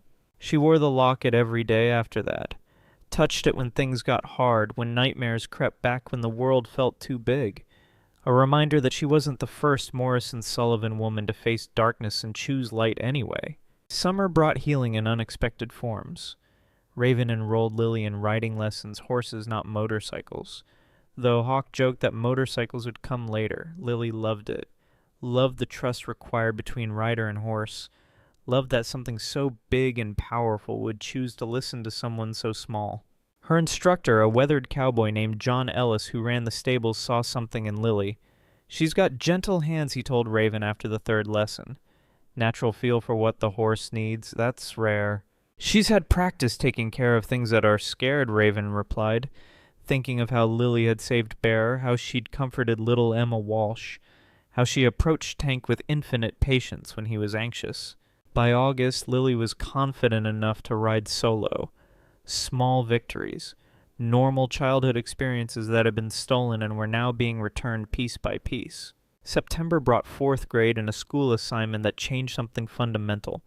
Mrs. Stone asked students to write about their hero. Most kids chose parents, firefighters, astronauts. Lily chose differently. She wrote about her mother first, about Sarah's courage fighting cancer, about working 2 jobs to keep them housed and fed, about dying with grace and making sure Lily knew she was loved even when she couldn't stay. Then she wrote about Bear, about a stranger who had been kind to a gas station clerk, who'd stared at stars like he was reading poetry, who'd promised not to leave and kept that promise, even when keeping it was hard. Then Raven about a woman who'd walked away from a broken system to fix things herself, who'd opened her home without hesitation, who taught Lily that family was choice as much as blood. But the last paragraph was about herself. My biggest hero is me from last Christmas. 'Cause she was scared and alone and had every reason to hide, but she didn't. She saw something good worth protecting, and she protected it even though it hurt. I want to be like her when I grow up, brave enough to stand between bad things and good people. Brave enough to believe that one person can make a difference. Brave enough to keep getting up even when the world knocks you down. Mrs. Stone submitted the essay to a statewide competition. It won. 1st place in the elementary category. The prize was $500 in Publication and Education Journal. Lily donated the $500 to foster care support services. So other kids don't have to live behind vending machines, she explained simply. The publication brought another wave of attention. More interviews requested more people wanting to tell Lily's story.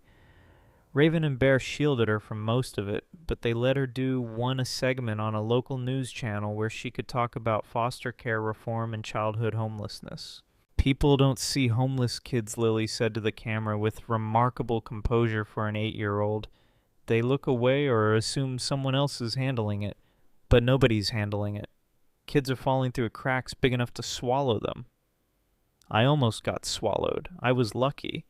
But luck shouldn't be what saves kids. We need systems that work. We need people who care enough to fix what's broken. The segment went viral, not as big as the original video, but enough. Enough that Montana's governor called for foster care reform task force. Enough that funding increased. Enough that Lily's name became associated not just with the girl who got hit, but with the girl who stood up and demanded better. December arrived with snow in memory. 1 year since that Christmas Eve. 1 year since everything changed. The gas station had been renovated. New owners Tommy Anderson having used his sudden internet fame to crowdfund a down payment and buy the place himself. He'd added security lights, cameras, a warming station where homeless folks could come in from the cold. A plaque hung near the entrance. In honor of Lily Morrison Sullivan, who showed us that courage can be small and scared and 7 years old and still change everything. December 24th, 2024. The unveiling was scheduled for Christmas Eve, exactly 1 year after. 500 motorcycles weren't necessary. This time the point had been made, the message received. But 100 showed up anyway, because some moments deserve witnesses. Lily stood before the plaque, bundled in a warm coat that actually fit Grandpa Bear on one side and Raven Mom on the other. Tank sitting obediently at her feet, wearing a ridiculous Christmas sweater that Raven had dressed him in over his protests. "You want to say something?" Hawk asked gently. Media was there, but this moment was for Lily to claim or ignore as she chose. She stepped forward. Someone handed her a microphone. "Last year I was invisible," she said, voice clear in the cold air. "I thought being invisible kept me safe. Turns out it just kept me small. When I saw Grandpa Bear about to get hurt, I had a choice: stay invisible and stay safe, or be seen and maybe save someone worth saving." She touched the scar on her shoulder that had faded to a thin white line. It hurt. "I won't lie. Getting hit with that bat hurt a lot. But you know what would have hurt more? Living with myself if I'd done nothing. If I'd let a good person die because I was too scared to be brave." Pause. Snow fell soft and quiet. "This plaque has my name on it. But it's not really about me. It's about everybody who's ever had to choose between safe and right. Between invisible and seen. Between giving up and standing up. Most days safe is okay. Invisible is okay. But some days, some really important days, you have to choose right even when it's hard. You have to choose to be seen even when it's scary." Her eyes found the camera. "If you're out there watching, if you're scared or alone or invisible, please hear me. You matter. Your courage matters. Even if you're small, even if you're young. Even if you have nothing but a teddy bear and a stubborn heart. You can change things. You can save things. You can be the good thing someone else needs to see." She stepped back. The crowd, bikers, townspeople, people who'd driven hours just to be present for this, erupted in applause that echoed off storefronts and carried into the winter sky. Bear pulled her close. "Proud of you, little lily flower." "Proud of me too," she admitted. "Is that okay?" "That's more than okay. That's exactly right." That evening, the extended family gathered at Raven's house. Not just Bear and Raven and Lily anymore. Hawk and his wife Marie, Chains and his daughter visiting from college, Ghost and his partner, Tommy Anderson and his mother, who was in remission now, cancer beaten back by treatments that Hell's Angels fundraisers had helped pay for, Sophie Hayes and her parents. A house full of people who'd become family through choice and crisis and the strange alchemy that turns strangers into the people you'd take a bullet for, or in Lily's case, a baseball bat. Dinner was chaotic and loud and perfect. Stories traded across the table, laughter that felt earned, Tank stealing food from anyone careless enough to leave their plate unattended, Sophie and Lily disappearing to Lily's room with Mr. Patch's Mr. Hoppy, and the new stuffed dog someone had given Lily, creating elaborate adventure scenarios that involved rescuing imaginary creatures from imaginary dangers. After dinner, after presents were exchanged and wrapping paper littered the floor like colorful snow, after most guests had headed home, and only Bear remained helping Raven clean up while Lily dozed on the couch with Tank, a knock came at the door. Raven opened it to find a young woman, maybe 22 or 23, bundled in a coat too thin for Montana winter eyes, nervous but determined. "I'm sorry to bother you," she said. "I saw the news coverage of the plaque ceremony. I've been trying to work up courage all day to come here. My name is Emma Patterson. I was in foster care for 6 years. I ran away 3 times. The 3rd time I ended up at that same gas station sleeping in the same spot Lily did." She pulled her coat tighter. "I saw her video last year. Saw her stand up to those men. And I thought if someone that young can be that brave, maybe I can too. I called the helpline, got into transitional housing, started GED classes, got my diploma in June. I start community college next month for nursing." Tears now. "I just wanted to say thank you to Lily for showing me that asking for help isn't weakness, for proving that kids like us, kids the system forgot, we can still do amazing things." Raven called Lily over. The 8-year-old appeared sleepy and confused, Tank trailing behind. "This is Emma," Raven explained. "She has something she wants to tell you." Emma knelt down eye level with Lily. "You saved my life without knowing it. just by being brave when you were scared, by proving one person can make a difference. She held out a small package. I got you something. For Christmas. For thank you. Lily unwrapped it carefully. Inside was a teddy bear, new soft, both eyes intact, wearing a tiny t-shirt that said courage comes in all sizes. Now you have 3 friends, Emma said. One from your mom, one from Julie's daughter, and one from me. So you remember that the bravery you showed keeps rippling out, keeps saving people you'll never meet. Lily accepted the bear with the solemnity it deserved. Then, in a move that surprised everyone, she handed Emma Mr. Hoppy. You keep this one, so you remember you're brave too. Brave enough to ask for help. Brave enough to start over. That's courage just as important as standing in front of bats. Emma clutched the stuffed bunny completely undone. Are you sure? I'm sure. I've got 3 now. You should have one too. They hugged survivor to survivor, 8 years old and 23, connected by the strange grace that sometimes flows from trauma into healing. If you're lucky and stubborn and refuse to let darkness have the final word. After Emma left, promising to stay in touch, promising to let them know how college went, Lily sat with her 3 remaining stuffed animals. Mr. Patches from Mom, the new bear from Emma Patterson, and one she'd received tonight from Sophie's family. Tank sprawled beside her, furry and warm and constant. Raven, Mom Lily asked quietly. Do you think Mom would be proud of me? Raven sat beside her, pulled her close. Baby, I think your mom is so proud of you she can barely stand it. I think she's up there telling every angel in heaven about her brave little lily flower who saved people and changed lives and turned pain into purpose. I miss her. I know, that's okay. You get to miss her forever. But you also get to keep living. Keep being brave. Keep showing people what's possible. She'd want that for you. What about Emma? The one who died, do you think she'd be proud too? Bear, who'd been standing in the doorway listening, entered and sat on Lily's other side. Emma would be thrilled to know you. You two would have been thick as thieves. She had that same stubborn streak, that same refusal to back down when something wasn't right. His voice caught. She'd call you sister, I think. Cousin by blood, but sister by spirit. I wish I could have met her. Me too, sweetheart. Me too. But in a way, I see her every time I look at you. Same courage, same heart. Maybe that's how she lives on through you doing what she would have done. Standing up, protecting people, making the world a little less cruel. Lily processed this, then yawned hugely. Tank echoed it, jaws stretching in sympathy. Bedtime, Raven announced. Big day tomorrow. What's tomorrow? Christmas, presents, pancakes. The traditional Morrison-Sullivan Blackwood celebration of surviving another year and being grateful for it. Lily let herself be herded toward Bedtank, following like a furry shadow.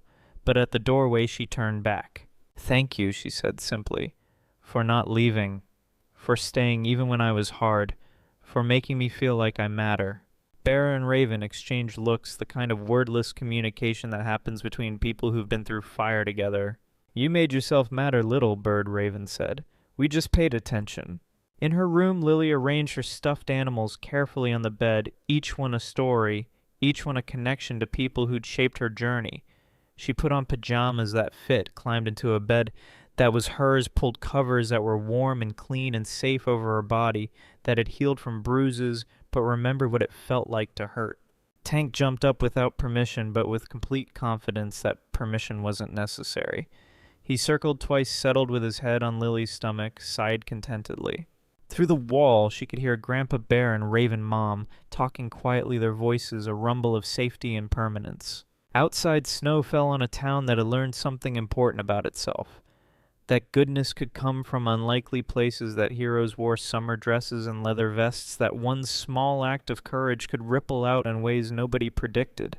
Lily touched the locket around her neck, opened it to see Sarah and Emma smiling back at her across time and tragedy. I'm okay, Mom, she whispered. I'm finally okay. You were right about angels. They came. They're still here. She closed her eyes. For the first time in memory, sleep came easy and peaceful, untroubled by nightmares of vending machines and baseball bats and men who mistook cruelty for strength. Instead, she dreamed of motorcycles that sounded like thunder, of a grandfather who kept promises, of a home that welcomed, rather than punished, of a future that held possibility instead of just survival. And somewhere in that dream her mother smiled. Emma smiled. All the people who'd loved her and left her and loved her still, from wherever the dead watched the living, they smiled too. Because Lily Morrison Sullivan had done what they'd hoped she'd do. She'd survived. She'd stood up. She would turn pain into purpose and fear into courage and loneliness into the kind of love that builds families from broken pieces. She'd become exactly who she was always meant to be. Not perfect, not unscathed, but brave and loved, and finally, after so long being invisible, undeniably, beautifully, defiantly seen. 2 years later, December 2026. Lily stood at the gas station again, but everything was different. She was 10 now, taller, stronger still, thin, but no longer fragile. The station had become something of a pilgrimage site. People stopped not just for air, but to see the plaque, to take photos, to leave flowers and notes for the brave girl. Tommy kept a bulletin board inside where people could post messages, hundreds of them. Stories of courage inspired by Lily's. Stories of people standing up when they'd previously stayed silent. Stories of foster kids who'd been helped by the reforms her advocacy had pushed forward. Lily read them sometimes. Not because she needed validation, but because she wanted to remember courage didn't end with one act. It continued, rippled, grew. Her one moment in the snow had become 1,000 moments in 1,000 other lives. She wasn't at the station alone. Grandpa Bear stood beside her 70 now, moving slower but still steady. Raven Mom adjusted Lily's scarf against the cold. Sophie bounced excitedly, delighted to be included. Tank had stayed home too old now for winter adventures, content to sleep by the fire and dream dog dreams. "You ready?" Bear asked. Lily nodded. Today they were announcing the Lily Morrison Sullivan Foundation, funded by donations that had poured in over 2 years, managed by Hawk, and a board of people who actually cared about fixing broken systems. The foundation would provide emergency housing for homeless youth, fund foster care improvements, offer scholarships for kids aging out of the system. Lily was the face, but not the only voice. Emma Patterson was involved now, bringing her experience as someone who'd survived the system. Julie Walsh had joined the board, advocating for domestic violence survivors. Even Derek Walsh had sent a letter from prison not asking for forgiveness, but offering to speak to at-risk youth about how violence destroys everyone it touches, perpetrator included. The foundation wouldn't fix everything, but it would help, would catch some of the kids falling through those cracks Lily had talked about, would be the safety net she'd wished for when she was sleeping behind vending machines and counting heartbeats to stay alive. As media gathered and Hawk prepared to make the announcement, Lily looked around at the people who'd shown up. Hundreds of bikers, yes, that was expected. But also teachers and social workers and former foster kids and random strangers who'd been moved by a story about a 7-year-old who decided good things were worth protecting. A little girl approached, maybe 6, holding her mother's hand, wearing a coat that looked warm and safe. "Are you Lily?" she asked shyly. "I am." "I saw your video. You were really brave." "I was really scared," Lily corrected gently, "but I did it anyway. That's what brave means, being scared and doing it anyway." The little girl considered this. "I'm scared sometimes." "Me too. That's okay. Scared means you're paying attention. What matters is what you do next." "What should I do next?" Lily knelt down eye level the way adults had learned to do with her. "You find people you trust. You ask for help when you need it. You stand up for good things when you can. And you remember being small doesn't mean being powerless. Sometimes the smallest people change the biggest things." The girl smiled, hugged her mother, and walked away a little taller. Hawk's voice came over the microphone, announcing the foundation, thanking donors, explaining the mission. Lily only half listened. She was watching the crowd, seeing the faces, feeling the weight of responsibility that came with being someone people looked to. It would have crushed her once. Now she carried it differently, not alone, but distributed among all these people who'd shown up, who'd chosen to care, who'd decided Lily's story didn't end with a bat and a bruise, but continued into purpose and change. "You okay?" Grandpa Bear asked quietly. "Yeah, just thinking about how weird life is. 2 years ago I was nobody. Now I'm She gestured vaguely at the crowd, the cameras, the foundation with her name on it. "You're never nobody, Lily. You just weren't seen yet. There's a difference." "I know, but sometimes I miss being invisible. Being anonymous, just being a kid. You can still be a kid. Nobody's asking you to be anything else." "Aren't they, though?" She met his eyes. "Everybody wants me to be brave, Lily hero. Lily inspiration. Lily, what if some days I just want to be regular? Lily who watches cartoons and eats cereal and doesn't think about changing the world." Bear pulled her close. "Then you be regular, Lily. The world can wait. You've given enough, more than enough. You're allowed to just be 10 years old." Raven joined them. "Speech time, kiddo. You ready?" Lily took a breath, stepped to the microphone. Hundreds of faces turned toward her. "2 years ago," she began, "I made a choice. Stand between a bat and someone I thought deserved protecting, or stay hidden and stay safe. I chose to stand. I got hurt. But I also got..." She paused, looking at Grandpa Bear, at Raven. "Mom," at Sophie, grinning from the front row. "I got family. I got home. I got proof that being brave matters." This foundation isn't about me being special. It's about all the kids who are just as brave but don't have cameras watching, who stand up in small ways every single day just by surviving systems that weren't built for them, who protect their siblings, who shield their friends, who keep going when everything says give up. The Lily Morrison Sullivan Foundation is for them. For kids sleeping behind vending machines right now wondering if anyone cares. For teenagers aging out of foster care with nowhere to go. For families trying to escape violence but scared of being alone. We're here. We see you. You matter. Applause, but Lily held up a hand. "One more thing. If you take anything from my story, take this. You don't have to be big to make a difference. You don't have to be perfect. You just have to care enough to try. Care enough to stand up when you see something wrong. Care enough to ask for help when you need it. Care enough to keep going even when it's hard." She stepped back. The crowd erupted cheers, whistles, the rumble of motorcycle engines revving in approval. Lily let herself be hugged by Grandpa Bear, by Raven Mom, by Sophie, who squeezed her tight and whispered "You're amazing" in her ear. Let herself feel the pride and the love and the strange gift of being 10 years old and having already changed the world just by refusing to let cruelty win. But later, when the cameras had left and the crowd had dispersed and only family remained, Lily did what she'd learned to do when things got overwhelming. She said the code word. Hummingbird. Raven understood immediately. "Want to head home?" Lily nodded. They drove back through snowy streets, Tank waiting at the door with his tail wagging like they'd been gone for years instead of hours. Lily changed into comfortable clothes, grabbed Mr. Patches and her other stuffed animals, and burrowed into the couch with Tank sprawled across her lap. Grandpa Bear sat in the chair nearby, not pushing, just present. Raven made hot chocolate, the real kind, chocolate melted with milk and marshmallows. They watched cartoons. Stupid, mindless, wonderful cartoons that required nothing but laughter and didn't care if you were inspiring or heroic or anything but entertained. And Lily Morrison Sullivan Foundation founder, viral hero, inspiration to millions was simply 10. Simply a kid who liked chocolate and dogs and cartoons.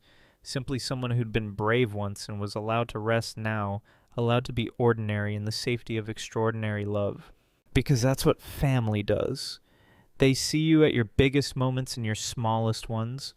They celebrate the hero and protect the child. They let you be everything you are, brave and scared, strong and tired, remarkable and completely beautifully normal. Outside, snow fell on a town that had learned to look for courage in unexpected places. Inside, a little girl who'd saved a life and changed thousands more simply existed, simply breathed, simply was. And that was enough. That was everything.